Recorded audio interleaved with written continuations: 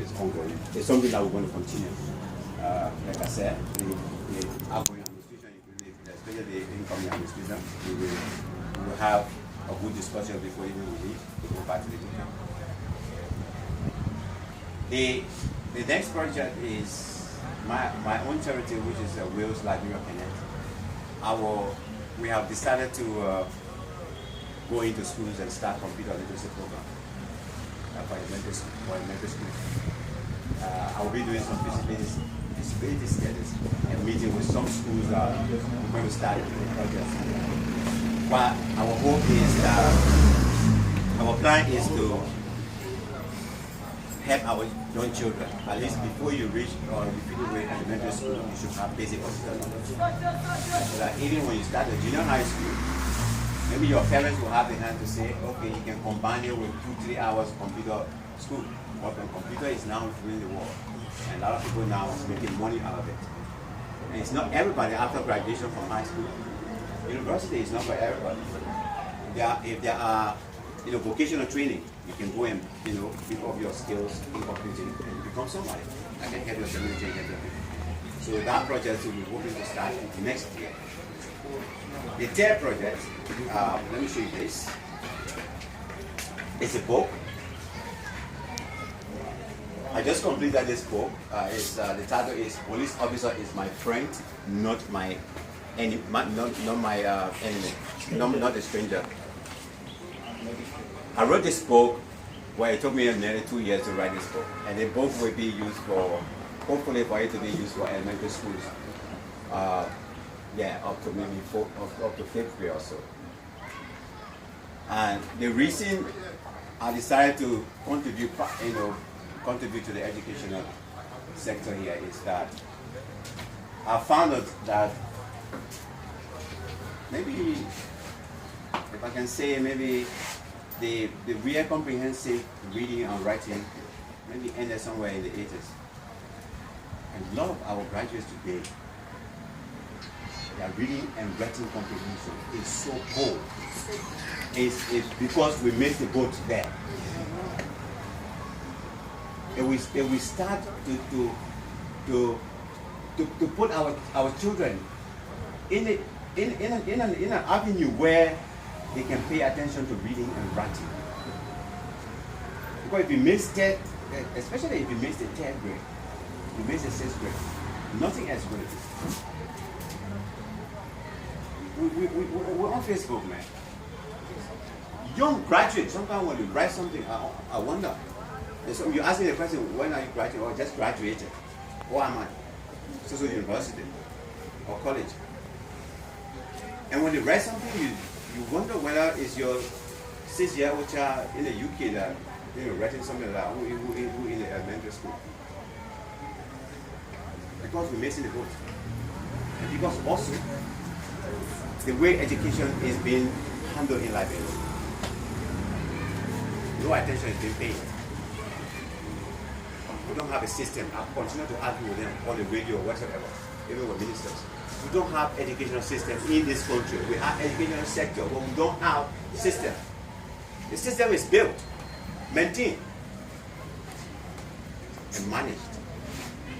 Well, the last time I was talking to DJ Pru, something we will start discussing next Tuesday. There are schools that are using their own curriculum outside of the Ministry of Education curriculum. That's the message that I hear. How can we be in one country? Then you have this school using their own curriculum and the other school using their own curriculum. Then tomorrow you say everybody should combine together and go take national exam. Rubbish. Yeah, they call it WIAC. I don't know whether any of you a couple of months ago through Heritage newspaper, it's a Heritage Australia. I published a paper against the WIAC. And I even sent the copy to the speaker and the committee on education. That is, it's time for us to even scrap this WIAC. It is not benefiting us. WIAC is an establishment of the United Kingdom educational system, which is making an impact in Britain, in Nigeria, in Ghana. When I left from there, I went to the UK. I wanted to go to university. Despite the fact that I carried a certificate that I successfully made it through the WIAC. The United Kingdom didn't allow me to go to university. They said I should spend 1 year doing a preparational course. When people from Freetown, Ghana, they can go straight there. Now, how can we be part of the system that does not recognize us? WIAC. And a bunch of criminals are there. Every day they say test loss. When people got to brag and everything.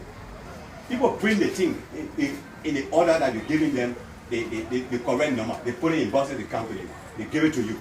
Then during exam time they say the paper leak. For God's sake, yeah. So for me, I wrote this paper calling on the authority that it's about time for us to revisit this particular WIAC issue. If we are to scrap it and bring in a system that we ourselves can manage and police well, that would be much better than a system that does not even feel that we are part of them. We are not part of the UK, this colonialism educational system anymore. They're just creating this particular version right now for people to continue corrupting our parents. So I will be meeting with the authorities and regarding this book and calling on them. Once the Ministry of Education accepts this book, then I will go back and print it. Even the back here, everything is in draft. It's not going to be like this. I've already asked the police that because of the title of the book and the story in it, in fact, all of the characters in it are traditional names. And one of them is Flomo. I thought of Peter Bala. But normally, we don't remember people that make impact in our society. You die, everything died. Peter Bonanchala, we all know him, Manawala Palawala. This guy made a huge impact on many of us. So his name is one of the characters here.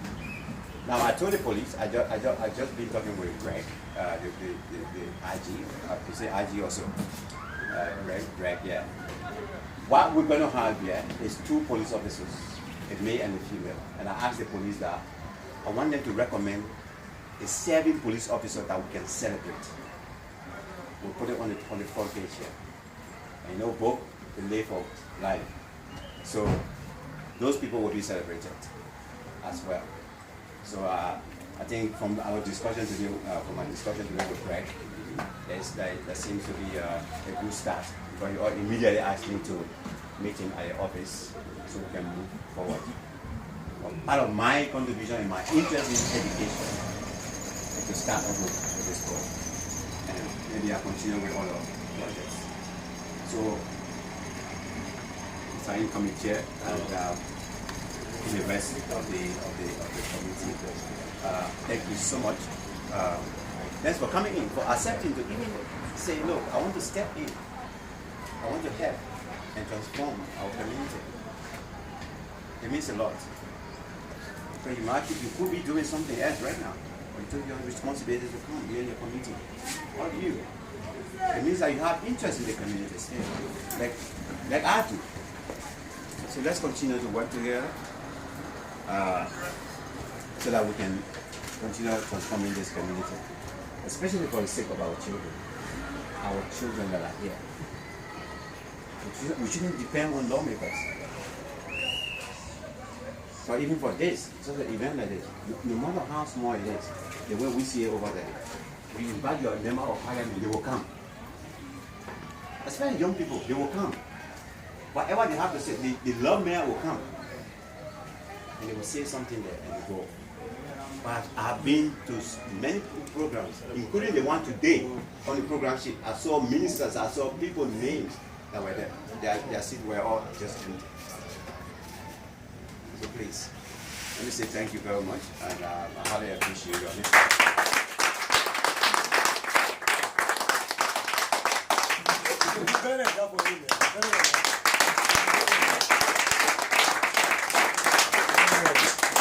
Thank you very much, Mr. Kpakio. I'm overwhelmed by the speech. There are some key issues that you outlined that really touches me a lot. That has to do with this anti-bullying campaign against discrimination, especially for our own setting. Where most times, including myself, people with disability always cripple me. Especially maybe when you're crippled, you know, even the hair, the tenu, for instance. Oh yeah. No, it's put in. Let us say the truth and get away from that thing. It touches me. It's one story. And I've been running for more than 20 years. I was a kid when I was here, when I was on the road. But because you're a senior brother, I couldn't, let me say, you know, the pains he passed through, I never felt it. But right now, it touches me. So I have volunteered to join that campaign. For what? It's all disability or whatever you call it. Maybe albinos. Even the albinos, most times, we prefer people. Yeah, like Mr. Mendy.